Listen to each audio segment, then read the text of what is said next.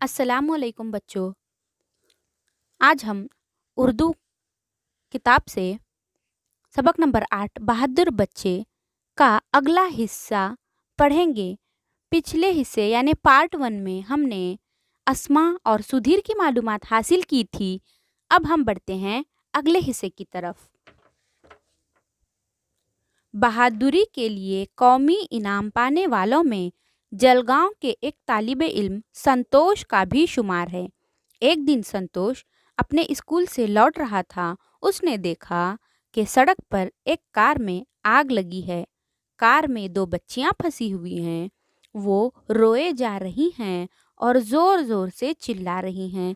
लोग खामोश तमाशा देख रहे हैं। जलती हुई कार के पास जाने की कोई हिम्मत नहीं कर रहा है।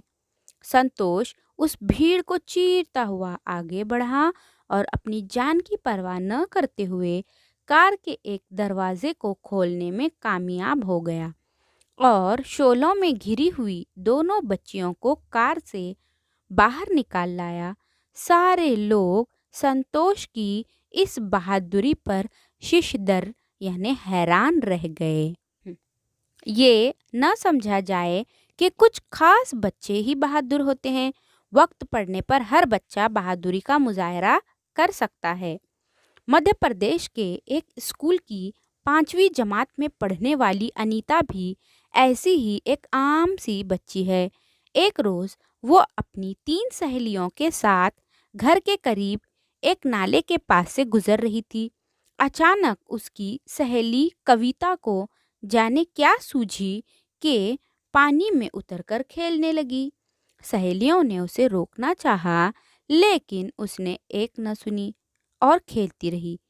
इतने में एक बड़ी लहर आई और कविता को गहरे पानी में बहा ले गई। वो भंवर में गौते खाने लगी।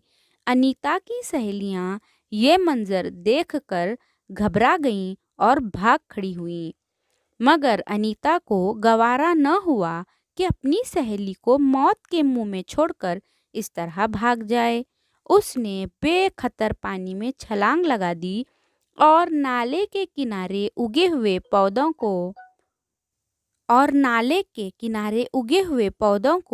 एक हाथ से मजबूती से पकड़ लिया और दूसरे हाथ से अपनी सहेली का हाथ पकड़कर पूरी ताकत से ऊपर खींचने लगी।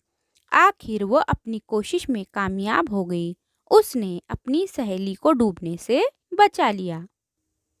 हमारे मुल्क में बच्चों की बहादुरी के ऐसे वाक़ियात पेश आते रहते हैं। राजधानी दिल्ली में हर साल 26 जनवरी को यौम जमहूरिया के मौके पर शानदार परेड होती है और तरह तरह की झांकियां दिखाई जाती हैं। उस मौके पर सदर जमहूरिया से इनाम हासिल करने वाले उन बहादुर बच्चों को खुसूसी तौर पर इस परेड में शामिल किया जाता है।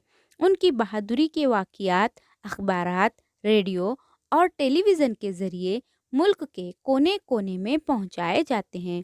उन वाक़ियात से हर शहरी को दूसरों की मदद करने और उनके काम आने की तरगीब मिलती है।